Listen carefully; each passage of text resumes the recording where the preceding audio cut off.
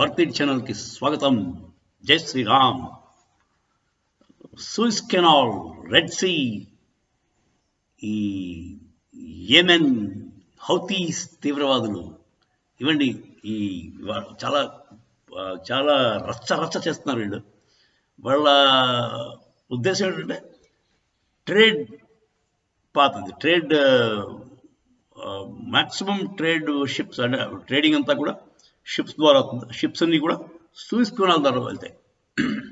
ఆ Suisse canal ద్వారా వెళ్ళిన షిప్స్ అన్నింటినీ కూడా ఆటంకం పరిస్తే ట్రేడ్ ఆగిపోతుంది. ట్రేడ్ ఆగిపోతే వాళ్ళు చెప్పినట్టు ప్రపంచం అంతా వింటుందని వాళ్ళ ఆశ.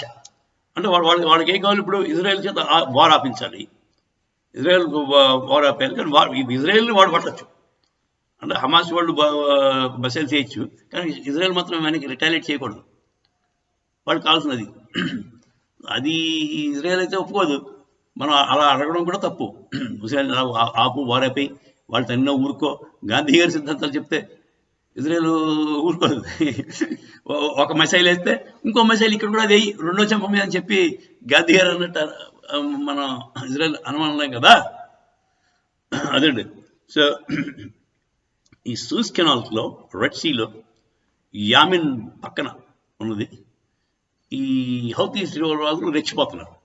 వాళ్ళు non Russian, non Chinese ship ఏదొచ్చినా దాన్ని ఆటంకపడుతున్నారు. ఒక డ్రోన్ ద్వారా కొడుతున్నారు, లేకపోతే ఆయిల్ ట్యాంకర్స్ అయితే వాటిని అంటించడానికి చూస్తున్నారు, లేదంటే హైజాక్ చేయడానికి చూస్తున్నారు, అంటే సీ పైరెట్స్ లాగా ఇవన్నీ జరుగుతున్నాయి. మన ఇండియన్ ప్రజెన్స్ ఏంటి? మన వాళ్ళు ఏం చేస్తారు? అమెరికా వాడు ఒక 10 దేశాల కోయలిషన్ తోటి అన్ని షిప్లు పెట్టుకుని అక్కడ వాడేం చేస్తాడు? వాడు ఏమి పేకలేదు. అమెరికా వాడు అంటే కబుర్లు మాత్రం గట్టిగా చెప్పాడు, మనం అంతా కలిసిపోవాలి, మనం కూడా పిలిచాడు, మన వాళ్ళని చెప్తాం. సో మన వాళ్ళు ఏం చేస్తున్నారు? ఇండిపెండెంట్గా మొన్నదాకా 3 షిప్లు ఉన్నాయి, ఇప్పుడు 10 షిప్లు పంపించారు, including some air craft carriers.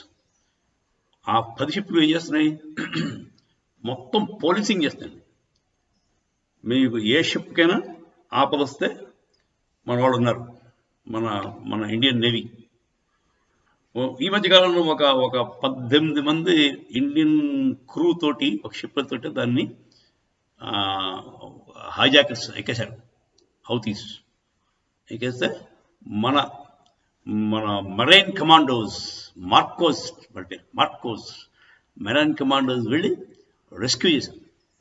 Great rescue. Chennai, INS Chennai నుంచి వెళ్ళారు.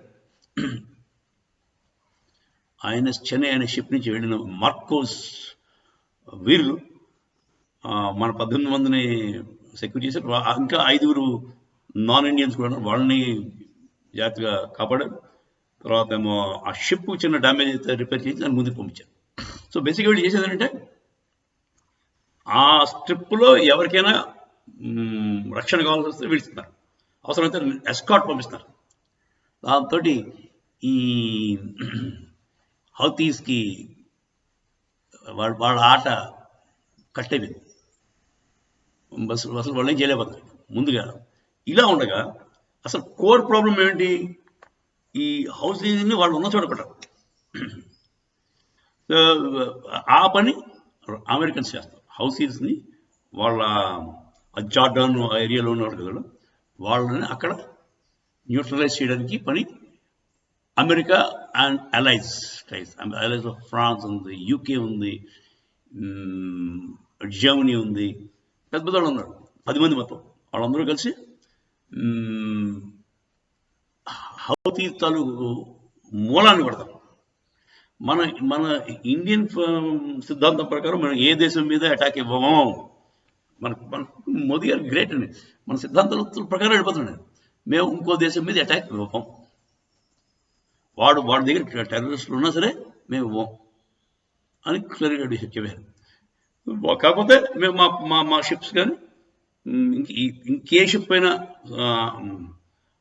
రెడ్ సీలో అటాక్కి లోబడితే దాన్ని మేము రక్షించడానికి మా ట్రూప్స్ ఉంటాయి, మా మెరైన్ కమాండోస్ ఉంటారు. మార్కోస్ అంటే మెరైన్ కమాండోస్ బాగుంది. యా. సో ఇదండి మన ఇండియన్ స్టాండ్. అమెరికన్ చెప్పాలంటే మన వాళ్ళు యాక్షన్ కనపడుతుంది, వాళ్ళు ఏం చేస్తారు ఇంకా నాకైతే ఏం కనపడలేదు పైకి. హౌతీస్ తాలూకు వాళ్ళ గేమ్ ప్లాన్ అడ్డుకున్నట్టే అయిపోయింది. వాళ్ళ గేమ్ ప్లాన్ ఏంటి? ట్రేడ్ రూట్స్ని దెబ్బ కొట్టడం. కాకపోతే మొత్తం ప్రపంచం అంతా వాళ్ళ కాళ్ళ దగ్గరికి వచ్చేస్తుంది. ఈ బాబు మీరు చెప్పండి చేస్తాను, అది అయ్యే పరిస్థితిలో లేదు. ప్రపంచం హౌతీస్ కంటే బలమైందే. వాళ్ళ అమాయకత్వం కాకపోతే దే కెనాట్ మొత్తం వరల్డ్నే శాసిద్దాం అనుకో నలుగురు తీవ్రవాద భావజాలంతో వరల్డ్ని శాసించేద్దాం అని చెప్పి అనుకుంటే చాలా పొరపాటు. జై శ్రీరామ్.